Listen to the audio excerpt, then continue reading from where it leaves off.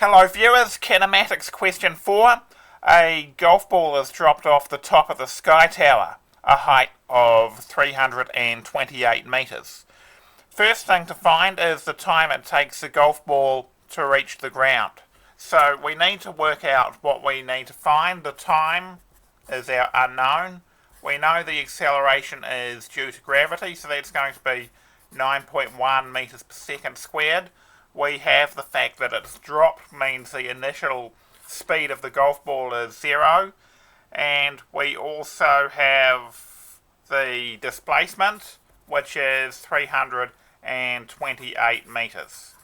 So the relationship between T, A, U and S is the formula S equals UT plus half AT squared. Since U equals 0, that reduces to S equals half AT squared, and if we multiply that through by 2, we get 2S equals AT squared. So let's divide through by A. So we've got 2S over A equals T squared, and to find T we would need to take the square root. So we get the square root of 2 times S, which is 2 times 328, divided by 9.81, and if we calculate that, we end up with 8.17 seconds. Part B of the question, work out the speed at which the ball hits the ground. So we've got A, we've got S and U the same as part A of the question. We now need to find V. So the acceleration is 9.81. The displacement is 328, and we know that the initial velocity is 0. So the relationship between V, A, S and U is V squared equals U squared plus 2AS. Again, U is 0, and to solve that for V we just need to take the square root, so we get V is the square root of 2AS, which is square root of 2 times 9.81 multiplied by 328, and that gives us an answer of 80.2 metres per second, which would be the speed that the golf ball hits the ground, assuming that air resistance is not a factor.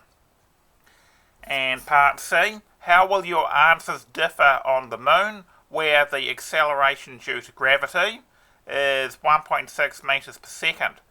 So we've still got T equals the square root of 2S divided by A. There's no need to redo the rearrangement.